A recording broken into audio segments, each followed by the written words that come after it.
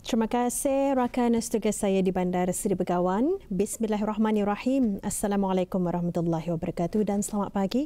Alhamdulillah Auda, kita dipertemukan lagi pagi ini dari daerah Tutong dan seperti biasa beberapa info dan juga satu bahan visual akan kami bawakan ya. Dan ingin saya kongsikan dulu satu kegiatan yang akan diadakan di daerah ini pada 15 Mei 2020. Akan diadakan majlis pengagihan bubur kacang. Ini merupakan anjuran Ahli Jawatankuasa Takmir dan Muslimah Masjid Rancangan Perumahan Negara Bukit Beruang Tutong. Dan insyaAllah majlis berkenaan akan bermula pada jam 2 petang di Masjid Rancangan Perumahan Negara Bukit Beruang Tutong. Ya.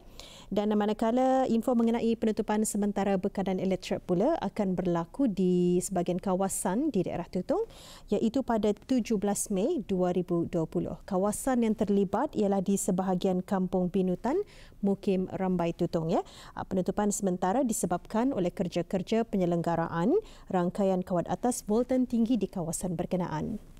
Dan kerja-kerja berkenaan juga akan dijalankan bermula pada jam 8.30 pagi hingga jam 2 petang. Ya. Jadi harap maklum.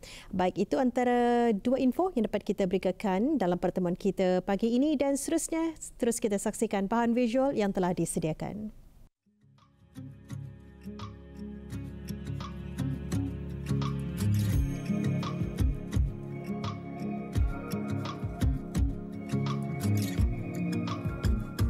Negara Brunei Darussalam memang kaya dengan sumber tanaman dan tumbuhan semula jadi yang tumbuh dengan rimbun, menjalar dan berkelompok bukan sahaja di hutan-hutan belantara, malahan juga ada yang tumbuh secara alami di sekitar kawasan rumah. Tanam-tanaman yang lazimnya tumbuh secara semula jadi adalah seperti pokok-pokok dan daun-daun herba, jenis sayur-sayuran dan sebagainya yang jika diketahui akan kegunaannya pasti boleh dimanfaatkan untuk kegunaan harian.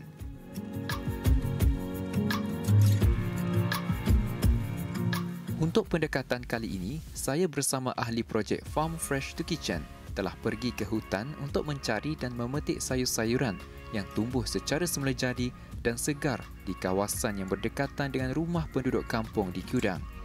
Di sini kami memetik pucuk pakis muda untuk dijadikan sebagai bahan masakan.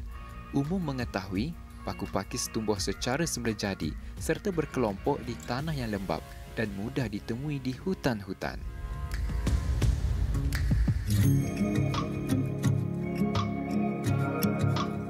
Setelah selesai memetik sayuran pakis di kawasan berkenaan, kami meneruskan perjalanan lagi menuju ke Kampung Lamunin untuk mendapatkan bahan-bahan mentah yang lainnya.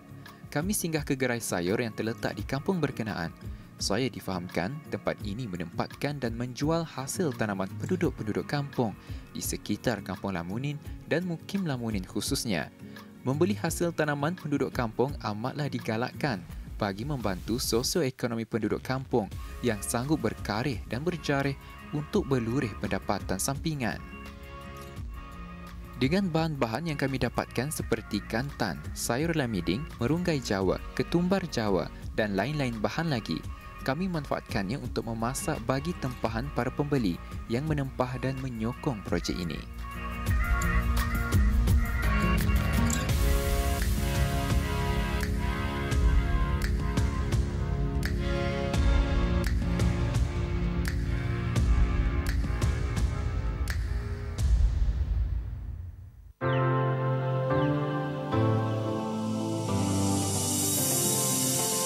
Projek Farm Fresh to Kitchen yang juga merupakan kolaborasi antara Bidasari Hairat Farm Kitchen, Nexploit, React.co dan Ibis Cafe adalah untuk membantu dan menyokong hasil tanaman para petani dan penduduk-penduduk kampung di daerah ini dengan mendapatkan sumber-sumber segar dari ladang atau kebun yang ditanam oleh mereka, di samping turut memanfaatkan bahan-bahan asli yang terdapat di hutan.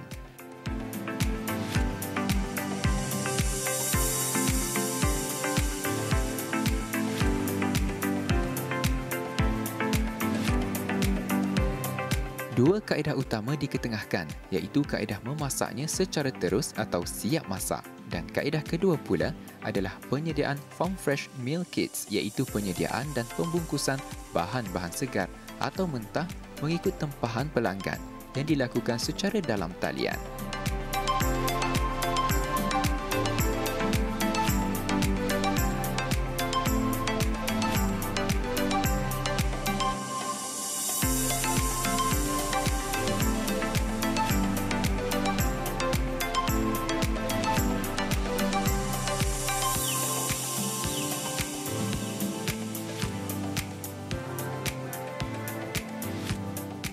Audio ini merupakan konsep kedua bagi projek Farm Fresh to Kitchen yang lebih memfokuskan kepada penyediaan, dan di sini kita ini dapat lihat lamiding dan juga penyediaan bawang putih dan juga bawang merah. Jadi para pelanggan bolehlah memasaknya sendiri di rumah dan arahan akan dihantar terus melalui aplikasi WhatsApp.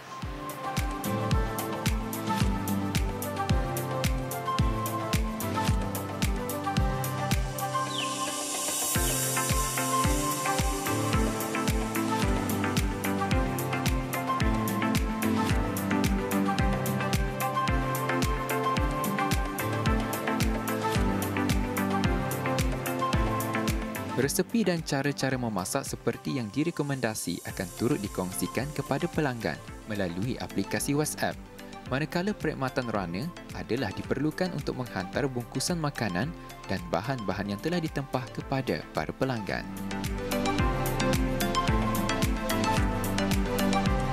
Penggunaan bahan-bahan segar terutama yang ditanam dan tumbuh secara semula jadi amat baik untuk tubuh badan kita, kerana bahan-bahan ini tidak tercemar dengan bahan kimia. Selain itu, mendapatkan sumber-sumber segar daripada tanaman komuniti kampung pasti dapat membantu mereka untuk menjana ekonomi keluarga, dan oleh itu, bersamalah kita memanfaatkan sumber tumbuhan asli dan tanaman dari komuniti kampung bagi kesejahteraan bersama.